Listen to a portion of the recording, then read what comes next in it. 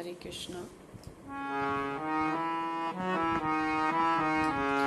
नमस्ते नरसिंहाय प्रह्लाद लाभदायिने हिरण्यकशिपूर्वक्षः शिक्षिणडङ्कनकाराये इतो नरसिंहा परतो नरसिंहा यतो यतो यामि ततो नरसिंहा बहिर्नरसिंहा हृदये नरसिंहा नरसिंहादिं शरणं प्रपदे तव कमलवरे नागा अद्भुतशृङ्गाललिता हिरण्यकशिपूदनृङ्गा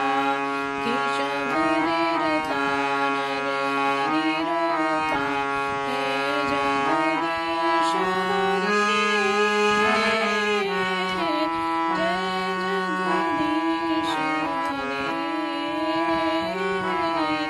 जय जगदीश हरे जय नरसिंहदेव नरसिंहदेव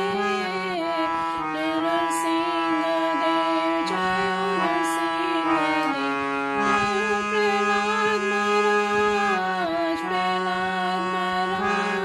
प्रहलाद महाराज जय प्रहलाद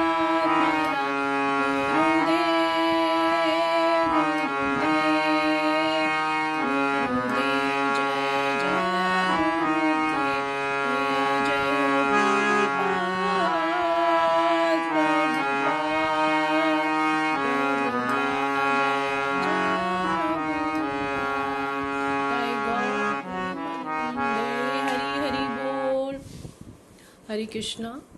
तो नरसिंह चतुर्दशी की आपको बहुत बहुत शुभकामनाएं। नरसिंह चतुर्दशी 6 मई को है। आज हम रिकॉर्ड करें यानी कि कल नरसिंह चतुर्दशी। तो इस्कॉन के सभी मंदिरों में नरसिंह चतुर्दशी बहुत धूमधाम से मनाई जाती है। भगवान नरसिंह देव का अभिषेक किया जाता है और सभी भक्त व्रत रखा करते हैं। तो पूरा एकादशी प्रसाद ही पाया जाता है, अन्न प्रसाद आज के दिन नहीं पाया जाता। तो नरसिंह देव की जो प्रकट की कथा है और वही हम आज आपको बताने जा रहे हैं। तो एक बार हिरण्यकशिपु और हिरण्याक्ष, जब हिरण्याक्ष का वध कर दिया भगवान ने, वराह देव प्रकट होते हैं और हिरण्याक्ष का वध करते हैं। तो हिरण्यकशिपु जो उनके भाई हैं वो बहुत अत्यधिक नाराज हो जाते हैं, बहुत क्रोधित हो जाते हैं और वो ये व्रत धारण करते हैं कि मैं विष्णु का वध करूंगा और उनका खून में पी जाऊंगा। इस तरह से बहुत क्रोधित होते हैं और अपने जितने भी सहयोगी असुर और जितने भी उनके साथी हैं उनको वो पूरे राज्य में भेज देते हैं। सबको मारो, जो पुण्य कर रहे हैं उनको मारो, सारी चीज़ें तोड़ दो। और इधर हिरण्यकशिपु क्रोध में तपस्या करने चले जाते हैं मंदराचल पर्वत पे। तो मंदराचल पर्वत पे वो वर मांगने के लिए तपस्या करते हैं और इतनी कठिन तपस्या करते हैं, सीधे खड़े होते हैं और अंगूठे के बल ही वो पृथ्वी पे खड़े होते हैं, दोनों हाथ ऊपर करके घोर तपस्या करते हैं। और उनकी तपस्या से उनके शरीर से ऐसी गर्मी निकलती है जिससे सारे लोग एकदम गर्म और तप्त हो जाते हैं और सारे लोगों के निवासी एकदम भय से आक्रांत हो जाते हैं, भयभीत हो जाते हैं और सारे लोग मिलकर प्रार्थना करने लग जाते हैं कि इस गर्मी का अंत होना चाहिए।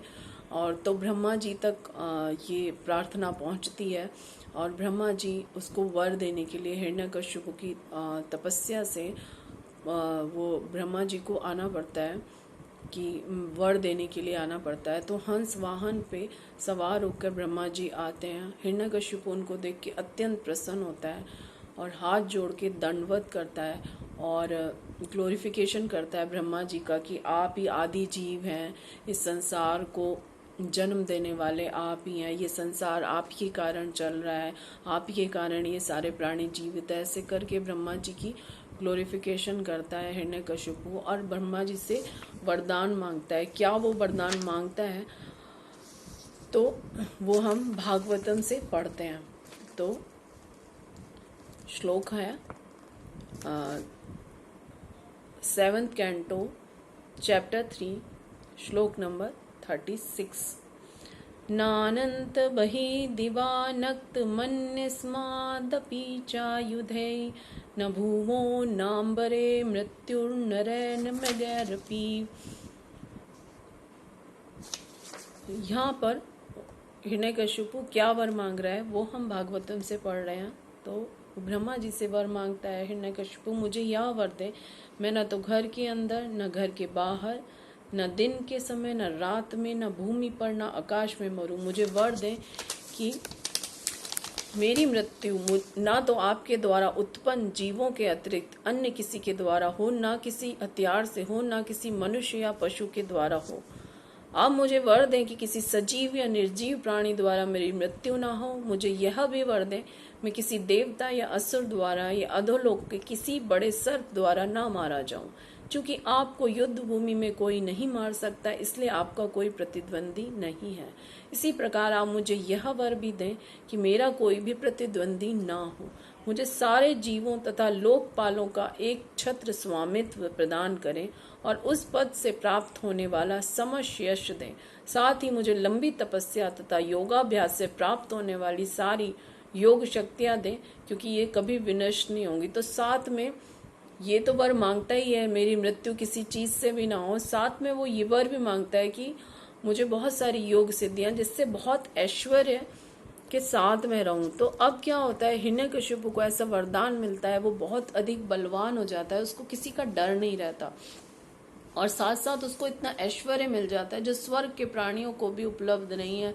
ऐसा राजमहल, रानियां और अत्यंत भौतिक सुख में वो लिप्त हो जाता है और साथ साथ वो भगवान से जो उसका बैर भाव था उसको भी कभी भूलता नहीं। तो उसके आतंक से सभी देवता भगवान से प्रार्थना करते हैं, विष्णु जी से प्रार्थना करते हैं कि इस धरती का क्या होगा, क्योंकि सभी देवी देवता भी उसके द्वारा बंदी बना लिए गए थे। ब्रह्मा, विष्णु, महेश सिर्फ ऐसे 3 थे जो उसके कंट्रोल से बाहर थे। बाकी सब लोग देवी देवता सब उसके लिए गिफ्ट लेके आते, उसका ग्लोरिफिकेशन किया करते थे, उसकी सेवा किया करते थे इतना, क्योंकि सबको डर था कि वो मार डालेगा। तो फिर भगवान विष्णु सबको सांत्वना देते हैं, कहते हैं कि इसके घर में एक प्रहलाद नामक पुत्र होगा और वो एक भक्त होगा और उसकी रक्षा के लिए मैं आऊँगा और हिरण्यकशिपु को मार दूंगा। तो सब लोग बड़े शांत हो जाते हैं कि चलो हमें इसी से भगवान ने बोला है तो अवश्य ही हमें इससे छुटकारा मिलेगा।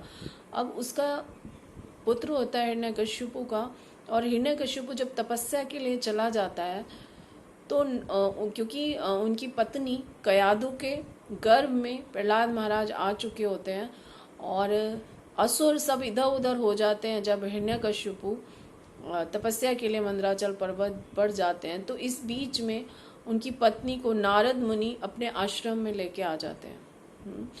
तो सब लोग यह सोच रहे थे कि भाई इनकी पत्नी के गर्भ में कोई असुर है और उस असुर को मार देना चाहिए सारी देवी देवता।